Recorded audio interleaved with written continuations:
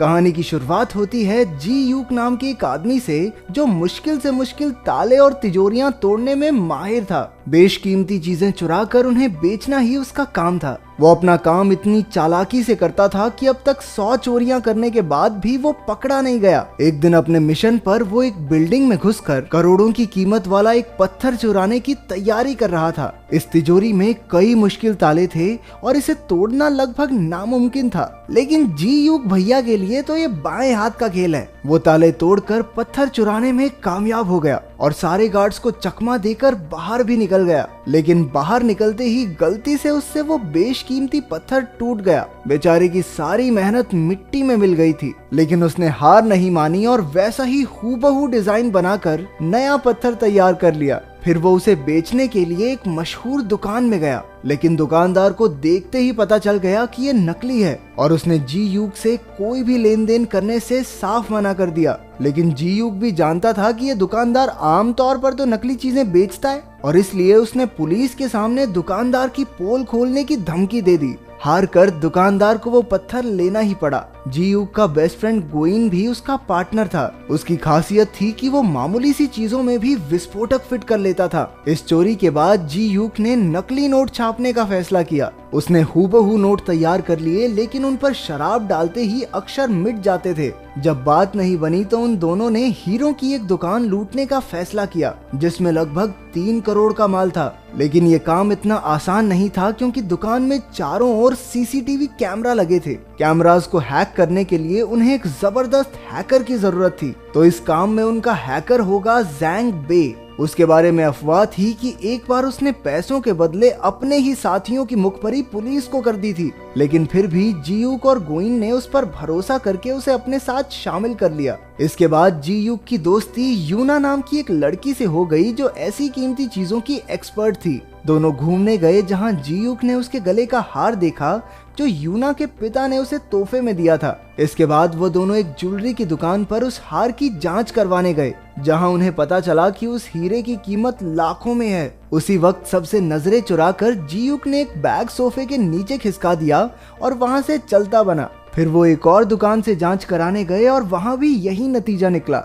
ये वही दुकान है जहां जी यूक चोरी करने का प्लान बना रहा है। उसने याद रख लिया कि सीसीटीवी कैमरा कहां-कहां लगे हैं, कितने कमरे हैं और कितने गार्ड्स मौजूद हैं। अंत में उसने हिसाब लगाया कि उन्हें 10 मिनट के अंदर अंदर ये चोरी पूरी करनी होगी। चोरी वाले दिन डी यूक जो बैग दुकान में छोड़कर गया था, उसमें विस्फोट हो गया, जिससे सारे गार्ड्स का ध्यान भटक गया। उसी वक्त जैंग बे ने अपने शातिर दिमाग से सारे सीसीटीवी कैमरास हैक कर लिए ताकि जी यूक और गोइन अंदर जा सकें। उसने अलार्म सिस्टम भी बंद कर दिया, जिससे तिजोरी को हाथ लगाने पर गार्ड्स को बिल्कुल पता न चले। लेकिन जितना टाइम उन्होंने सोचा था, गार्ड्स तो उससे पहले ही लौट आए, पर गोइन ने उनकी गाड़ी का शीशा तोड़कर उनका ध्यान भटकाए रखा। उधर जी यूक तिजोरी से सारे हीरे चुरा कर फरार हो गया। बाद में तीनों ने मिलकर जमकर जश्न मनाया। अगले दिन हीरो के मालिक चो को चोरी की खबर मिली तो वो आग बबूला हो गया, लेकिन वो इन चोरों की काबिलियत से इम्प्रेस भी हो गया था कि इतनी कड़ी सिक्योरिटी में से भी हीरो पर हाथ साफ कर गए। चो असल में एक करोड़पति बिजनेसमैन और एक गैंगस्टर था, जिसने न जाने कितने लोगों का खून किया था।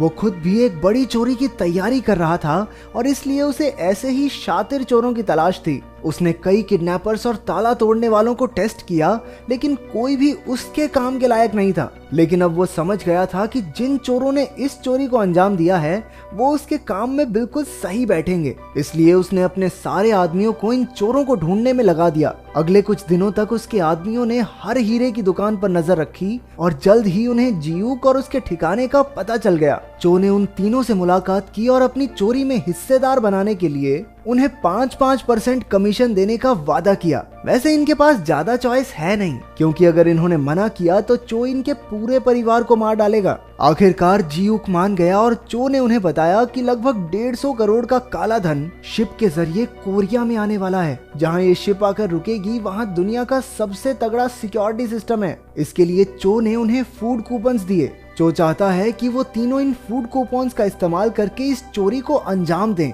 इसके बाद जी यूक ने प्लान बनाना शुरू कर दिया, क्योंकि ये उसकी आज तक की सबसे बड़ी चोरी होने वाली थी। उधर चो ने जैंग बे को अलग से बुलाकर उसे ज्यादा पैसे देने का वादा किया ताकि वो जियूक और गोइन पर नजर रखे, क्योंकि आखिर कोई चोरों पर भरोसा करे तो करे कैसे। उधर पुलिस अभी भी हीरो के चोर को ढूंढ रही थी। उन्होंने सीसीटीवी फुटेज में देखा कि जियूक ने ही वो बैग दुकान में रखा था। वो उसका पता ढूंढकर जियूक के घर में घुस गए, जहां उन्होंने उसकी अगली चोरी का सारा प्लान देख लिया। यहाँ से पुलिस को एहसास हो गया कि वो चो से मिला हुआ है। चोरी से पिछले दिन जियूक और गोइन पोर्ट पर जाकर विस्फोटक और सिक्योरिटी सिस्टम को हैक करने के डिवाइसेस रखाए। अपने ठिकाने पर लौटकर जियूक ने गोइन से कहा कि वो चो को धोखा देके सारा पैसा खुद ही क्यों नहीं रख लेते, लेकिन जैंग बे को उनके प्लान के बारे में पता चल गया और उसने चो को सारी खबर दे दी। चो को गुस्सा तो बहुत आया, लेकिन उसने जियूक से बाद में निपटने का फैसला किया, क्योंकि अभी उसे उसकी जरूरत है।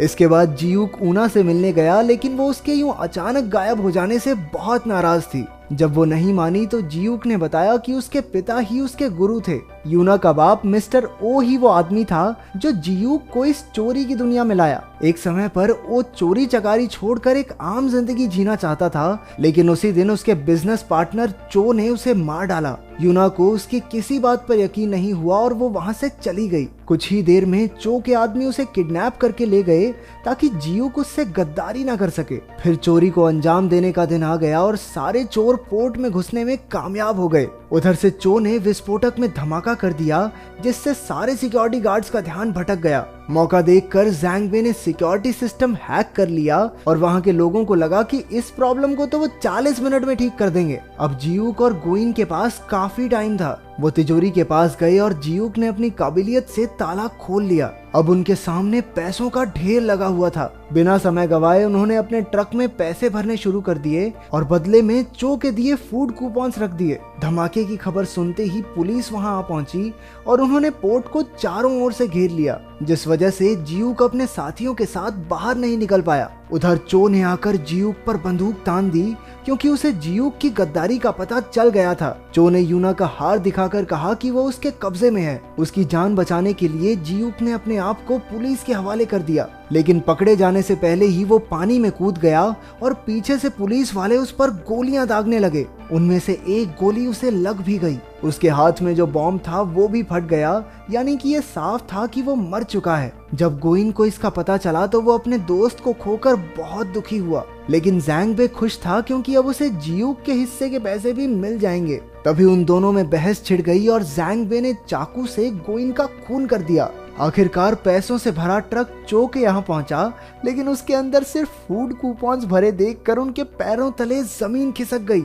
उसे कुछ समझ नहीं आ रहा था कि तभी जियूक का कॉल आया, जो एकदम ठीक था। अब सारे पत्ते खुलने लगते हैं कि असल में शुरुआत से जो हुआ वो सब जियूक के प्लान का ही एक हिस्सा था। जियूक चो से मिस्टर ओ की मौत का बदला लेना चाहता था। सबसे पहले उसने जो नकली पत्थर बेचा उसमें एक माइक्रोफोन फिट कर दिया, क्योंकि वो जानता था कि चो वहां अक्सर खरीदारी करने आता था। उसके प्लान के मुताबिक बिल्कुल वैसा ही हुआ और चो ने वो पत्थर खरीद लिया। उसकी बातें सुनकर जियूक को पता चला कि चो एक शातिर चोर की तलाश में है, तो उसने जानबूझकर हीरे चुराए ताकि वो चो की नजरों में आ सके। पूरा टाइम चो को लगता रहा कि वो जियूक को ढूंढ रहा है, लेकिन जियूक खुद ही उसके लिए सबूत छोड़ रहा था। जैंग बे भी जियूक का ही साथी था और वो बस चो के साथ होने की एक्टिंग कर रहा था। जियूक को पकड़ने आई पुलिस भी फर्जी थी, और तो और उसे लगने वाली गोली भी नकली थी।